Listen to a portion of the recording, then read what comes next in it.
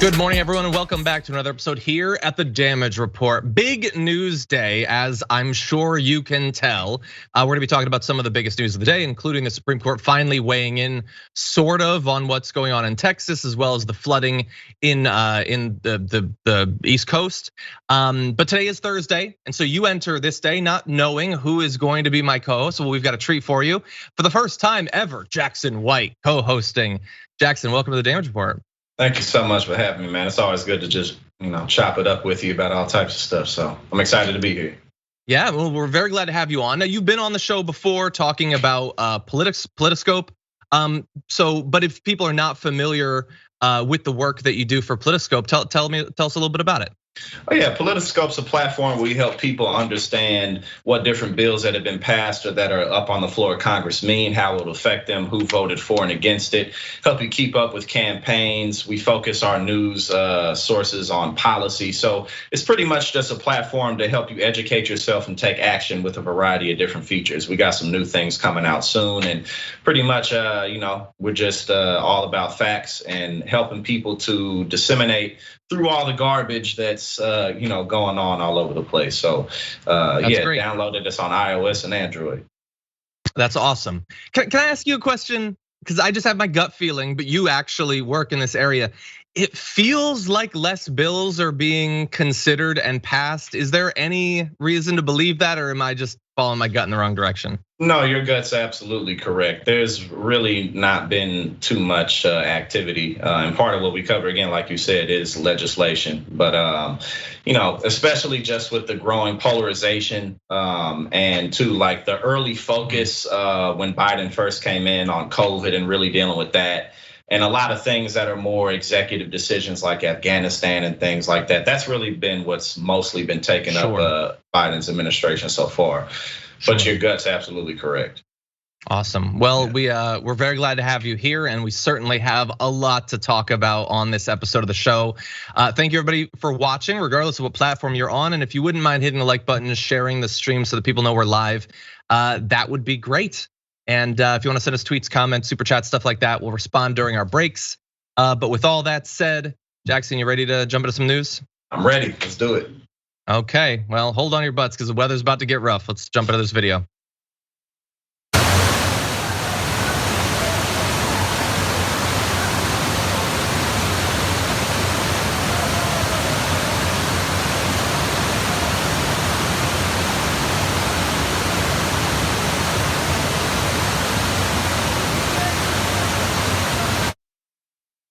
That footage you were just seeing is taken from the teaser trailer for the reboot of The Day After Tomorrow. I'm joking, no, that's New York right now, just about 1 month after another horrendous bout of flooding. Horrible weather has taken over the East Coast as Ida continues across the country. Now we're very lucky that Jackson, our co-host today, is actually right in the thick of things. So can you tell us a little bit about what the past bit's been like? Yeah, well, I'm here in North Jersey, so people up in the city and more in South Jersey along the coast really got it a lot worse. But even here, power's out, the gas has been knocked out. A lot of people I know who were just trying to travel back from the city ended up getting stuck on the highways. And what I think is really interesting about this is, as we've been going back and forth with infrastructure arguments for quite some time, I think this is a beautiful example of why we're not taking it seriously enough, and how really the conversation really in and of itself just isn't substantial about not wanting to spend $3.5 trillion, Kirsten Sinema and Manchin and all that back and forth. This is exactly why we need better infrastructure, because this is happening all over the country. But again, even where I'm at, it's just been a big mess. Yeah, no, definitely. And it's been not only historic, that's what they're saying, historic flooding. It's also been deadly. 8 reported dead so far. As always, we can only hope that that's the extent of it, but we fear that it could end up being worse. The first ever flash flood emergency warnings for New York City being issued. And so Jackson's 100% right. We are going to have this stupid conversation about 3.5 trillion being too expensive What is it going to cost when New York's subway system is completely destroyed by the flooding that it already can't handle, and it's only going to get worse every year from here on out?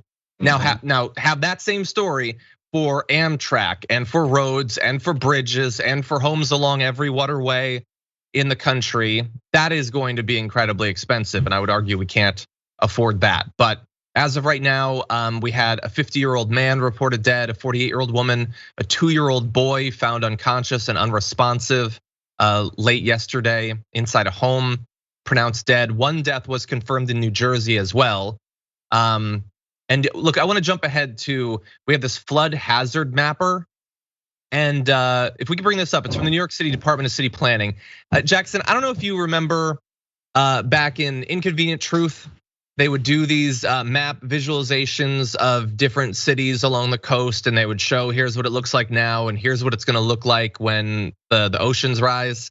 This isn't the exact same thing, but it sure makes me feel, it makes me think about that as we're experiencing this flooding. Yeah, definitely. And again, it's not just, as you mentioned, the cost in dollars, but the cost in lives. As this really explodes out of control, where are people gonna go when it's too hot for them to even drink water in places, when wars are waged over the access to that water? And this is a lot closer than we believe. And again, every single year, I'm 29 years old, and in my lifetime, I've seen just climate drastically get worse every single year in a variety of ways. I remember Katrina all the way until now. And unfortunately, as the problem just stacks and compounds upon itself, that's making it more expensive, and it's making it more of a challenge, and it's making it more of a hurdle to jump over. And so, those maps, like you just had on the screen and pointing out an Inconvenient Truth, it's all coming true in a very short amount of time. And it's unfortunate that we just have so many roadblocks in place to give the will of the people a chance. 100%, and far too few elected officials actually talking about this. We're going to turn to one who is, but to the team, feel free to put up some of that B-roll, because I'm originally from Bridgeport, Connecticut, but it's been a while since I've lived on the East Coast. But I spent a good amount of time in New York. Every video that was coming up on my Twitter feed looked like the end of the world. Like, that is not what streets in Manhattan are supposed to look like. Flooded so that cars are floating, subway stations being flooded. And by the way, it reminds me, we just showed like a month ago, I believe it was in China, they had an experience of their subway flooding. Well, now it's here. Now it's everywhere, because the parts of the earth that aren't on fire are flooding. That is basically our reality.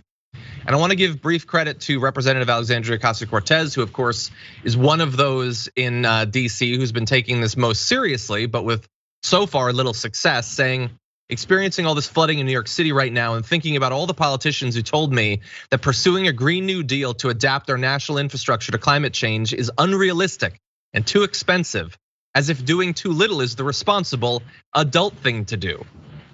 Sweep it under the rug, Exactly. Yeah, that's what we do. Sweep it under the rug until the rug's floating above our heads. Exactly, and we're trying to hold on to the rug. Right, so. Yeah. And by the way, she also pointed out one thing. One of the videos that was really going viral on Twitter was of a Grubhub delivery being done via bike. And she tweeted, please do not be the person who orders delivery during a flash flood that the NWS has deemed a dangerous and life-threatening situation. It puts vulnerable people at risk. If it's too dangerous for you, it's too dangerous for them. Raid your cabinets or ask a neighbor to help. Eat the beans. Exactly, like you've got cans of vegetables that have been there for 6 months. You should probably get around to those at some point, because if not now, when? Honestly, exactly. Yeah, but anyway, like I hope that the damage that's been done won't get any worse. I'm seeing now, I'm learning via our lower third that the death toll is up to 14 right now. Just devastating. People left without electricity. State of emergency for the state. Jackson, and after all the money, and to consider, I just thought after all the money that's been spent in COVID response, it's just for all the arguments again about fiscal responsibility. In what way is it responsible to not have anything prepared for any types of potential damages? And not just potential damages, but predictable routine damages, things that we know are coming, and just so that an extra house on the lake can be bought. I mean, that's really what it all boils down to when it comes down to the people who make these final decisions, who have the final say so. It just boils down to their personal greed, because there's no other logic in it. I agree. And look, if you're a rich person listening to this, I would heed Jackson's words very specifically. Put your beach house on a lake, not on the ocean, because it's just gonna get destroyed because of your callous, selfish view of the world. Anyway, we'll see as this develops. Again, it's every day there's some disaster. I'm not even showing you another fire tornado video I saw going around, because those are things that happen all the time now. But obviously thinking about the people of the Northeast as the West is still on fire, and all of this, just devastating. We living through Revelation, man. It feels like that. Yeah, we living through Revelation. Jackson, why, if climate change was just hypothetical, it's just in the future, or maybe it was really subtle, like people are dying, but it's hard to know exactly who and exactly when, I could almost get people not doing anything. But I feel like we constantly have shoved in our face reminders of how bad this already is. And even that doesn't seem to do anything, not just abstractly at any point in the political cycle, but like while we're considering an infrastructure bill, we still have no idea if they're going to take climate change seriously in it, as we're pounded by fire after tornado, after storm, after flooding, and it doesn't seem to do anything. If not that, what will? Personal things getting compounding, I think that there is definitely a breaking point, just because survival is a part of life. It's built into every living thing. At the end of the day, we're built to push for our survival. But unfortunately, there's still enough people in enough areas that aren't suffering quite bad just yet for there to be really an alarm about let's really do something. People who may be more in middle America, not that there aren't catastrophes there, but who are looking at this as a coastal problem. These are the coastal elites, or even if they're not maybe political in that way, this isn't my problem. And it's just, other than that, I don't really know what else could be, except there's enough people impacted. I mean, imagine if COVID was like as deadly as and widespread as Ebola is, like how Ebola really, if COVID as quickly as it spread, if Ebola spread like that, we would have millions of people dead. Yeah. Instead of a million, which is almost a million, which is still unacceptable and ridiculous. But maybe it would take something that catastrophic to where half or a quarter of the country is suffering. Yeah. Unfortunately, yeah. And there's so much escape that we can go through online and social media and stuff. So that is definitely true. That is definitely true. Well, look, we're gonna take our first break. When we come back, Jackson and I will be talking about other news, including his recent trip to the Texas Youth Summit. It's really something. So we're gonna show some video from that after this.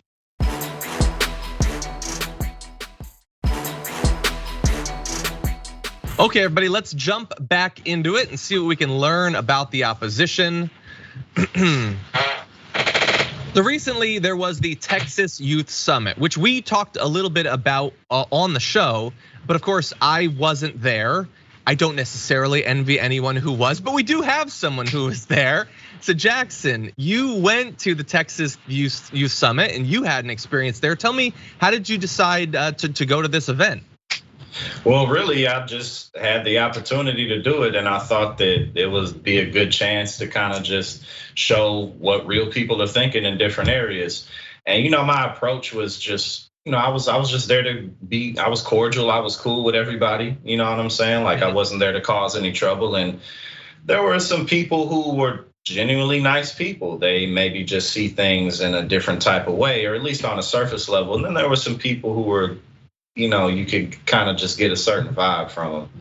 Yeah. And we actually ended up getting permanently banned from the Mims Baptist Church.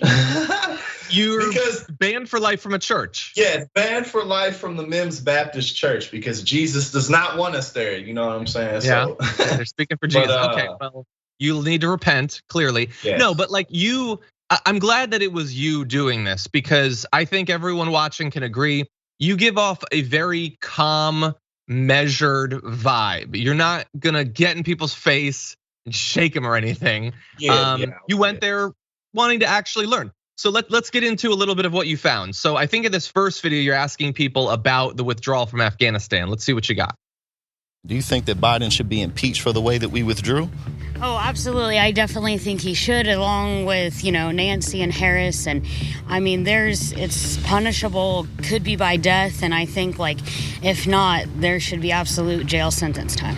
I think Joe Biden should be impeached. Personally, I hate him. Yeah. I hate him with a passion. Definitely disagree with everything about the liberal left side. I disagree with all their values. I disagree with all Joe Biden and Kamala Harris values. Like I said, I hate them. In the end, they're all bad and sinful people, and they're not right in the head. Okay, tell us about that. Was that representative of basically the vibe at the summit? For the most part, but people were happy to be there. You have to keep in mind, because it's a group thing. People are coming together under a common purpose and a common cause, and something that makes them feel that human connectedness that we can't escape our desire for. Mm-hmm. So it's a real thing. It's not just people who have these ideas. It's an actual community of people. And so, one of the interesting things, you didn't see, those were edited clips, but a lot of the feedback that you get when you probe them, what do you really think about that? Or when, what type, I hate Joe Biden.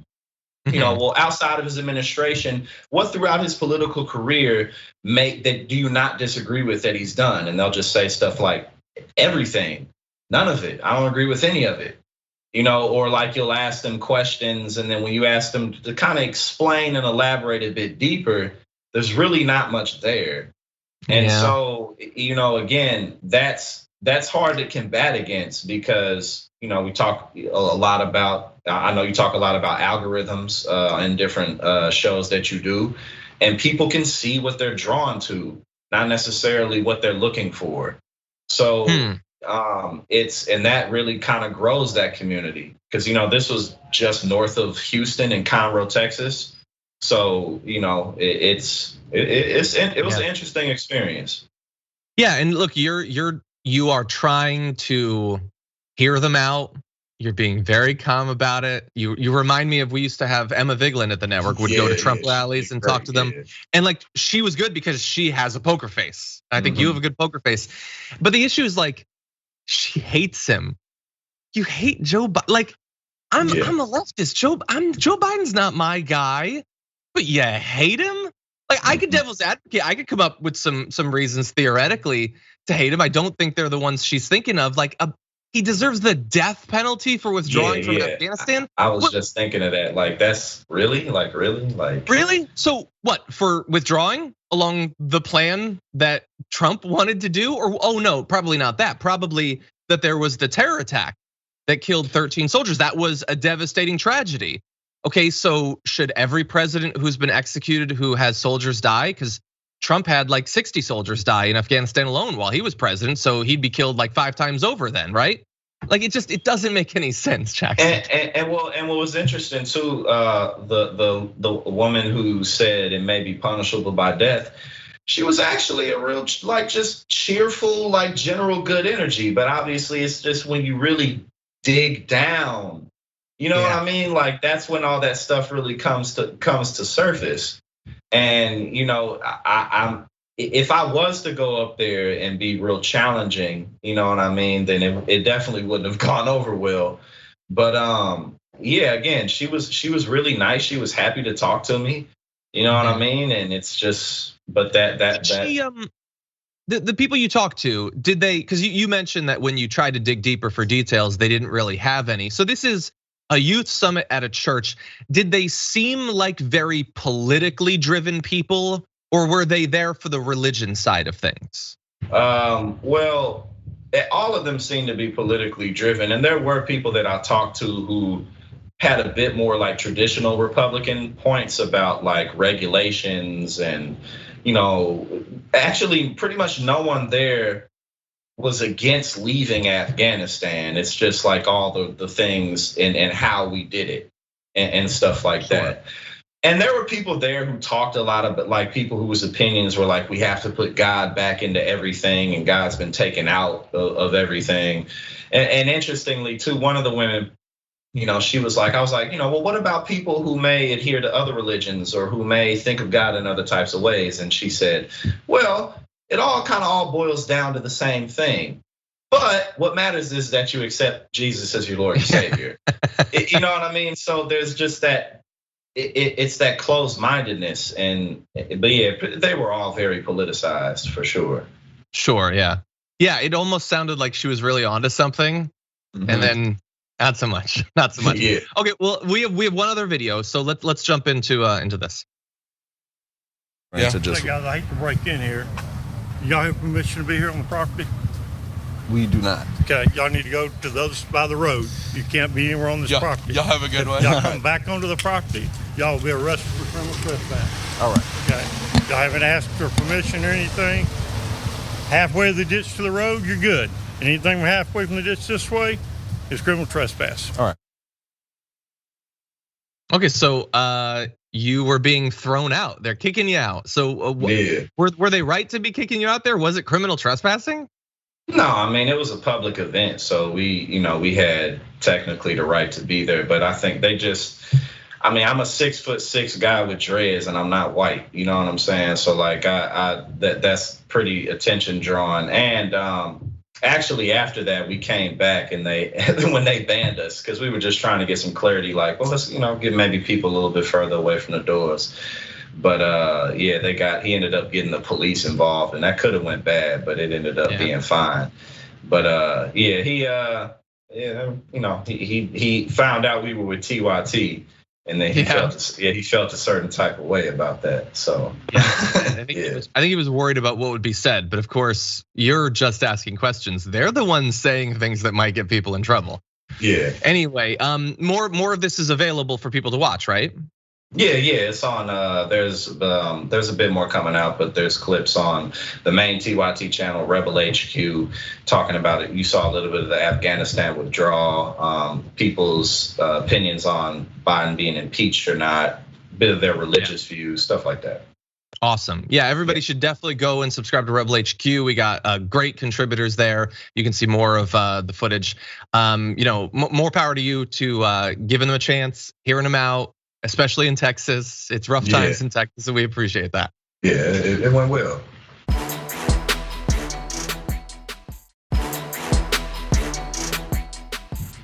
Okay, so why don't we move into our next topic? A little bit of a thematic link here. We'll see how it goes. We're still dealing with the fallout from the rally in DC on January 6th that resulted in the storming of the Capitol building, and it turns out we're now also just a couple of weeks away from a potential double dip into that territory. Apparently on September 18th, far-right extremist groups like the Proud Boys and the Oath Keepers are planning to attend a rally in the US Capitol that's designed to demand justice for the hundreds of people who've been charged in connection with the January insurrection. No words yet on when the rally will be held to demand justice for those who will be arrested for what they do on September 18th. We'll have that information for you in the future, I guess. But anyway, people have been talking to federal officials about this event, and we know that hopefully this time around they're going to be taking it seriously security-wise, with the Capitol Police saying the department was closely monitoring September 18th and planning accordingly, and the Metropolitan Police Department is activating its entire force for that day and has put specialized riot officers on standby, according to law enforcement officials. So, Jackson, obviously, the 6th was brutal. There was 1,000 assaults on federal officials, according to body cam footage. And the hope is that the security will be a little bit more prepared for this time. Do you think that that's likely?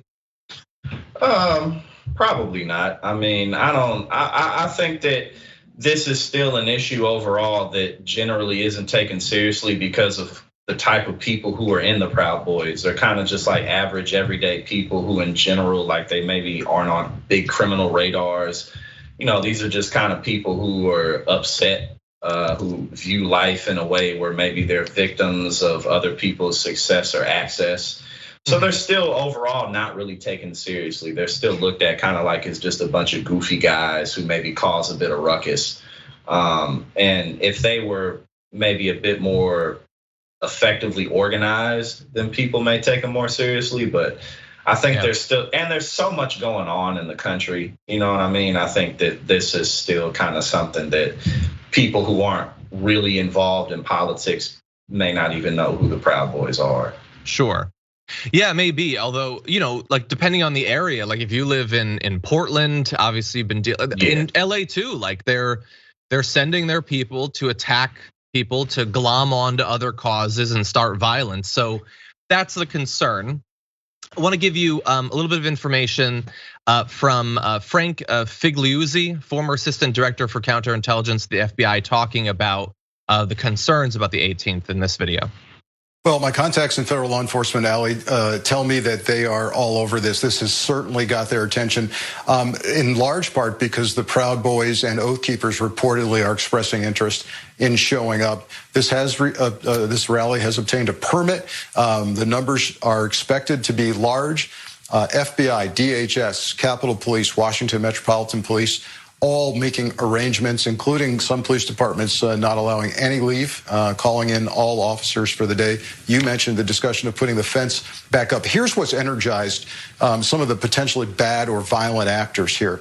The preparations are going to be there. The security will be tight. One of the concerns I have is, will the security be so tight that there will be soft targets perceived around the rest of the country where some violence could play out? That's why DHS last Friday reportedly telephonically briefed law enforcement executives across the country regarding what they're seeing and the need to be vigilant, particularly in the lead up to September 18th. So the concern there that what's happening in DC is going to be the most high profile protest, but it will also be the best secured one, ideally, hopefully. And that might mean that Proud Boys in other cities might commit acts of violence. To be fair, I heard similar things about the 6th and some of the protests that happened right after the 6th. And not to say that there wasn't any violence, but there was nothing on the scale of the 6th. So hopefully they're just being over-prepared, Jackson, and we don't have to worry about Sacramento being attacked and other things like that. It seems like they're taking it seriously, but I don't want people to rest on their laurels, I guess I'll just say. Well, even if they just have, halfway of a decent set of police officers ready and just agents wherever, they should be able to get it. Because like with the 6th, those are people from all over the country. So Trump supporters, hard right Republicans who weren't necessarily parts of the Proud Boys. They came from a variety of different backgrounds. This is more specifically the Proud Boys, so it should be easier to keep track of, and it should be easier to handle. So if they're halfway serious, then they should get it. But we'll have to wait and see. Yeah, and also the Oath Keepers, who at least ostensibly are former members of the armed forces, and we know on the 6th there was a number of people who'd been in the military that had served in police departments or were currently serving in police departments. That's part of the fear. But it's also likely that our intelligence agencies do have plants inside of these organizations. Hopefully they'll provide good information. I just want to throw out one or two other things in advance of the 18th, which of course we'll be covering. One is that one of the concerns that came out of the 6th was, you remember those pipe bombs that were placed? They never, as far as they know, they never caught the person that planted those pipe bombs.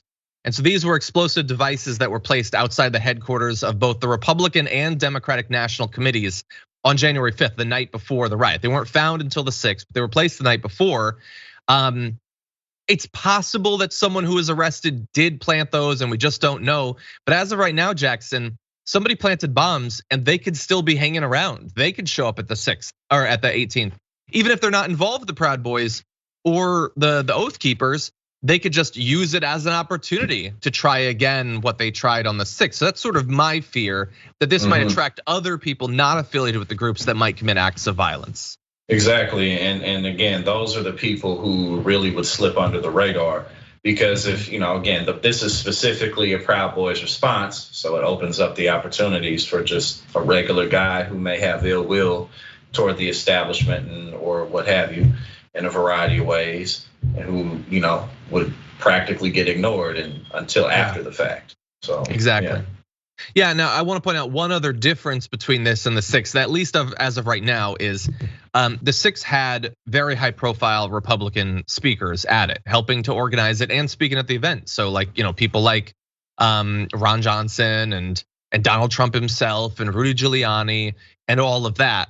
In this case, supposedly not so much. According to the Daily Beast, they've been talking to a number of people that were in Trump's orbit. 2 people familiar with the matter say they aren't aware of former President Trump even receiving an invitation to come to this demonstration. I hope that he does not. To be fair, the event's organizer is Matt Brainard, who used to be the acting director of data and strategy during the early months of Trump's first presidential campaign, but he was fired after just 5 months. So far there doesn't seem to be much of a connection with Trump's actual circle, which I think is a good thing because it seems like less likely to draw a bigger crowd and a more violent crowd if they don't believe that they have like the official like thumbs up of Donald Trump. Any other thoughts about this, Jackson? I think that hopefully, my last thoughts really are, obviously, hopefully that they take this seriously, but I think it's important to notice that stuff like this is going to continue. Just because the growing sentiments in the country, the economic realities that we face. I just moved to a new apartment, and the apartment I was in is now $200 more expensive than it was last year, and people aren't making any more money. So small things like that you may not think are directly related to people's political actions are directly related to it, as people are continuing to be dissatisfied with what they see as politicians not delivering or literally not delivering. So, we need to buckle up and stay ready. That is a great point, because that sort of thing, like the housing, let alone all the other issues, are definitely out there. And you have some politicians like AOC and other members of the squad that are like, okay, here are the problems, let's fix those problems. And then you have another side, people like Tucker Carlson, the right-wing populists, that are like, oh, I see those problems, now I can turn you to crazy, to crazy ends, not actually addressing the problems, not trying to solve the problems, but using your frustration to send you out to attack Afghan refugees and things like that. Yeah. Okay, we're gonna take our second break, but when we come back from this, we will be talking about the update on what's going on in Texas, and then we have other news besides, so we'll see you in just a few.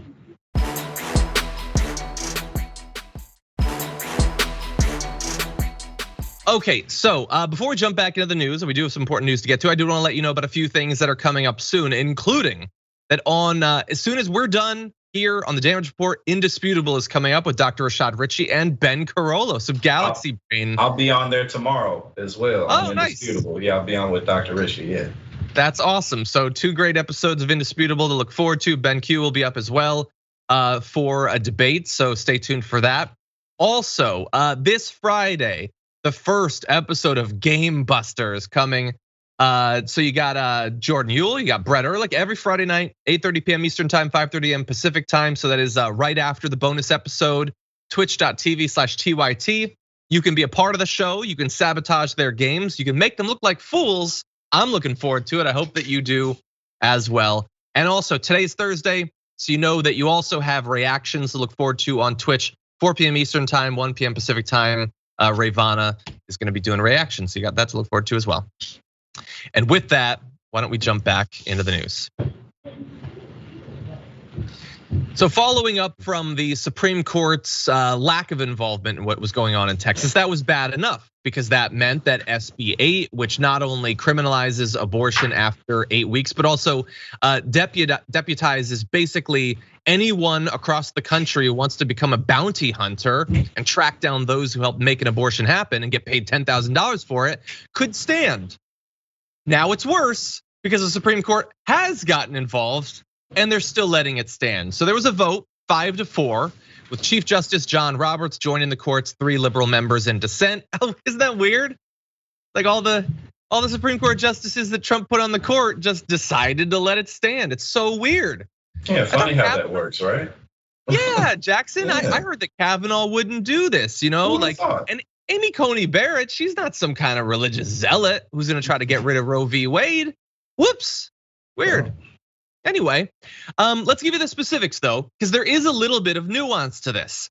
The Supreme Court has got involved, but it is possible that this will not be the last time they get involved. So what actually happened? The majority opinion was unsigned and consisted of a single long paragraph. I mean, why put a whole bunch of time into it? It's only millions of people's reproductive rights. It said the abortion providers who had challenged the law in an emergency application to the court had not made their case in the face of, quote, complex and novel procedural questions. The majority stressed that it was not ruling on the constitutionality of the Texas law and did not mean to limit procedurally proper challenges to it. So apparently these people just weren't being proper enough. But anyway, what does that mean? Well, we're gonna give you a little bit of some of the dissents, which there were several. So Sonia Sotomayor said the court's order is stunning, presented with an application to enjoin a flagrantly unconstitutional law engineered to prohibit women from exercising their constitutional rights and evade judicial scrutiny. A majority of justices have opted to bury their heads in the sand, which is, it's a great image and it's exactly what they're doing. She goes on to say the court has rewarded the state's effort to delay federal review of a plainly unconstitutional statute enacted in disregard of the court's precedents through procedural entanglements of the state's own creation. The court should not be so content to ignore its constitutional obligations to protect not only the rights of women, but also the sanctity of its precedents and of the rule of law. So what does all this mean? It means that what Texas did, which is so underhanded and kind of cowardly, but also it's like, clever, I guess, is they're not saying abortion's illegal at 6 weeks, and if you get one, we're coming for you, or we're coming for your doctor, or anything like that, because that clearly is unconstitutional. The Supreme Court has been very clear about that, and maybe, although not necessarily, even this Supreme Court wouldn't allow it. What they're saying is, we're not coming for you. Other people are coming for you. We're not a part of it, so you can't challenge us in court, which is how normally these sorts of things are challenged. That's the novel procedure of it. And everyone knows exactly what Texas is doing here. Everybody knows, and they know more importantly what the effect of this strategy is. The Supreme Court is playing dumb, saying, we need time to figure this out and all this. So, and even though they could have that time to rule on the constitutionality while temporarily blocking the order so that women have their rights, they're just like, well, we'll think about it and we'll let it stand while we do that. Jackson, it is so underhanded. Like, I feel like if you're gonna strip people of their rights, at least be willing to admit that that's what you're doing. Well, but then it wouldn't work. You know what I'm saying? It's all about making it work. I think what's important here is to show or to look at how litigation is an eternal process. There's always loopholes to get around. There's always loopholes to be created, and there's always some type of slick way to get away with things. And as you pointed out, just how all the chief justices got onto the court while Trump was in office. What people need to keep in mind is as polarity in this country continues to skyrocket and stay, Congress and the Senate are going to become less and less able to do much of anything at all, which is why there's been so much of a focus on the courts, not just the Supreme Court, but just the federal court system in general. Biden actually has installed a lot of people in federal court seats. And so this battle is going to continue to go. And so this is what we really need to pay attention to. And this is why we need to pay attention to local politics, municipalities where police laws and regulations actually get controlled. And you talk about how the Supreme Court's playing dumb. You go down to a smaller level, police get away with killing people because they're all part of the same ticket. They're, all the prosecutors and the defendants and the judges and the police chiefs, they all are in the same friend group basically, and they look out for one another. And so something as arbitrary as you pointed out at the beginning, you being able to sue someone for $10,000 if they even drove someone to an abortion appointment. And so again, this is completely arbitrary. There's absolutely no arguing it. However, we're moving further away from litigation in Congress and the Senate and more to courts deciding final outcomes and keeping cases going for years, even decades. So no, you're not wrong. And you're right. Biden is putting in judges, but so far he hasn't had a spot on the Supreme Court. We don't know if Breyer is going to retire. This is how it works. Trump gets 4 years, he gets 3 justices. Biden gets 4 years, maybe he gets none. That's sort of the way it works. And I'm gonna go off a little bit on what I was talking about yesterday. I'm mad, as I think a lot of people should be, but I think that you really have to make sure that you're mad at everyone who deserves it. I'm obviously mad at Donald Trump for putting these justices on there. I'm mad at them for lying about what they would do when they got on the court, but I'm also mad at the people that helped them along the way. So people like Susan Collins, who pretended that Kavanaugh was something that he wasn't, but also people like Dianne Feinstein. So I was reminded by Scott Hetchinger on Twitter, when Amy Coney Barrett's confirmation hearing ended, Dianne Feinstein hugged Lindsey Graham and said the hearing was one of the best she'd been involved in. Like a week before the election, Amy Coney Barrett sat there and refused to answer any questions, got onto the court anyway, even though the Republicans had said that sort of thing wasn't acceptable, and Dianne Feinstein was hugging Lindsey Graham. So there's a lot of people that are responsible for this, and also responsible for doing something about it, because as we said yesterday, this is not an unsolvable problem. When we talk about reforming the Supreme Court, some people talk about that as breaking the Supreme Court, but the Supreme Court is broken. And to make that really clear, what we have right now is a supermajority of conservatives on the Supreme Court. They're put there by presidents. Do you remember the last time a Republican president actually won an election with the support of the people, the popular vote? If you went back to that time, you'd have to wait half a decade before the MCU started. It is so long ago. And despite their complete, what's that? Reagan, the last Republican. Well, Bush in 2004 was able to, not in 2000, but in 2004, way back in 2004. And yet they have a supermajority. They cannot get the people to support them, but the system is set up in a way that they can still have overwhelming power. So what are you gonna do?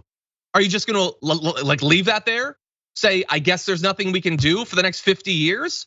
There is something we can do. There's something the Democrats in the Senate can do. There's certainly stuff that Biden can do. They're choosing not to act. They're surrendering in the face of a system that is fundamentally broken, that cannot deliver to the people who actually have the majority. I think that they don't really view it as their fight. And in such a way that I think it's such a big task and such a big undertaking. There's something in a subconscious layer that's like, this is the next generation's fight. This isn't really what I came here to do. I came here to stabilize Obamacare. I came here to, maybe add a little bit of more regulations to the system that I know and that I'm familiar with. And so, but again, the unfortunate problem with that is all these giant, literal possible extinction level problems that we're facing are just left on the back burner for us when we're 50. You know what I'm saying? Like we're in our late 20s, early mid 30s now, and we won't really be able to get to it until we're 50 and 60 and can get the reins. So, yeah. Yeah, look, based on how they're acting, I feel like you're right, but they're dead wrong. It's not next generations. Like there's not gonna be a next generation if they don't fight now. And by the way, look, I'm jumping to expanding the Supreme Court or getting rid of the filibuster and actually passing laws, but you don't need to go that far. There's great suggestions online. Ellie Mistel, friend of the show, says Biden should hire doctors under federal authority. They could be paid for privately to get around the Hyde Amendment, and should send them to Texas to make sure that women can actually exercise their rights. I would also send them to a bunch of other states where effectively Roe v. Wade has been dead for some time. Adrienne Lawrence said, she's wondering if, as commander in chief of the military, Biden could order military doctors in Texas to perform abortions for civilians on military bases. She doesn't know for sure if that's possible, and she is the expert, but he could look into that. There are certainly things that could be done, even short of expanding the court. And so when Biden sends out a press release saying we're gonna fight for your rights, I can't help but see earlier today their fight to continue the federal eviction moratorium. They decided they're not gonna do that anymore. They said when the Supreme Court knocked it down that they would, and they just gave up. So now they're saying they'll fight for women's abortion rights. Well, are they gonna give up in a week?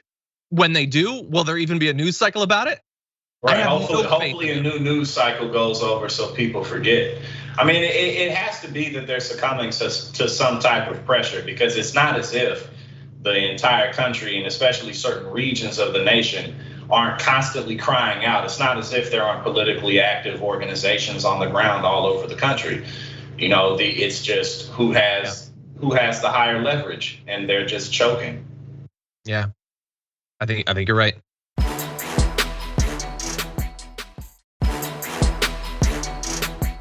Okay, well, unfortunately, we are running out of hours, so we're gonna have to jump into our next story. Still more news to come, so let's jump into this. We've been wondering for some time, will there be any consequences for the killing of Elijah McClain? And now we find out that the police officers and the paramedics have been indicted by a grand jury. Elijah McClain, of course, is a black man who was put in a chokehold and injected with a powerful sedative 2 years ago in suburban Denver. The 5 defendants involved in his death will each face 1 charge of manslaughter and criminally negligent homicide, as well as a variety of assault charges. Which, look, I don't know if you remember the details. We're gonna give you the details. Seems very reasonable. So basically, the indictment was unsealed just yesterday, and it accuses the paramedics of failing to follow medical protocols before and after they injected Mr. McClain with ketamine. Mr. McClain was already handcuffed when the medics arrived on the scene, and the indictment says they didn't talk to him, they didn't check his vital signs or properly monitor him after giving him a powerful drug.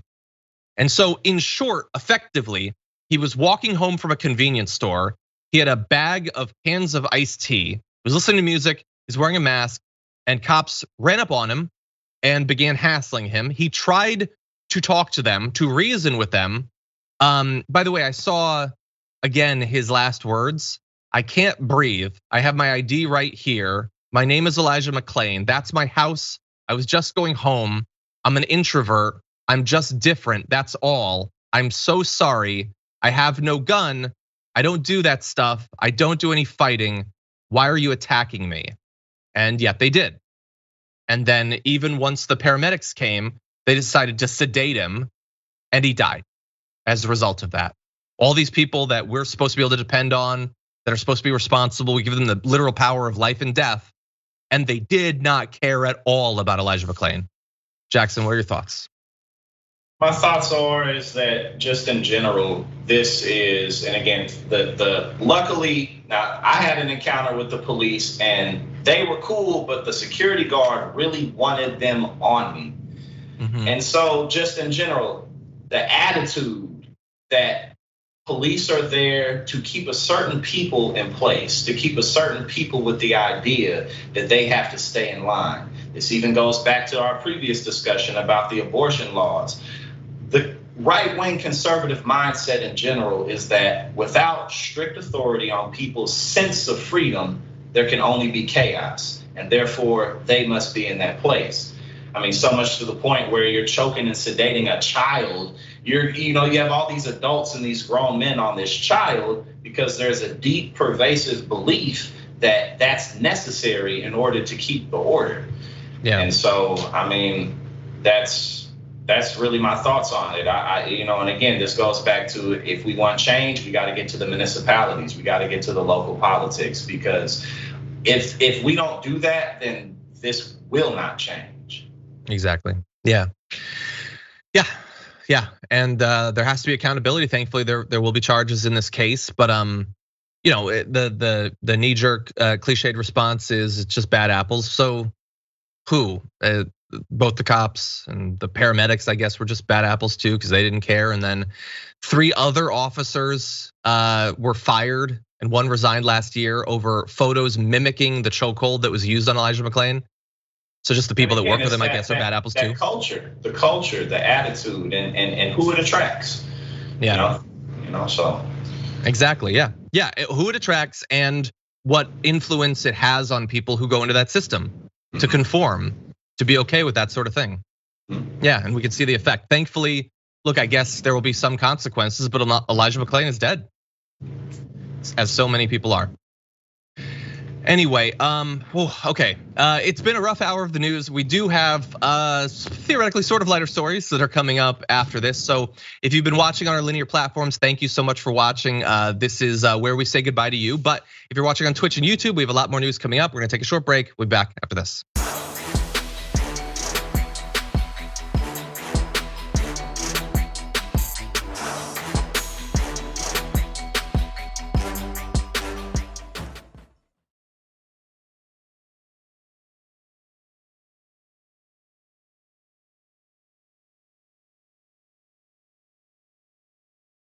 Thanks for listening to the full episode of The Damage Report. Support our work, listen ad-free, access members-only bonus content, and more by subscribing to Apple Podcasts at apple.co/TYT. I'm your host, John Adarola. I'll see you soon.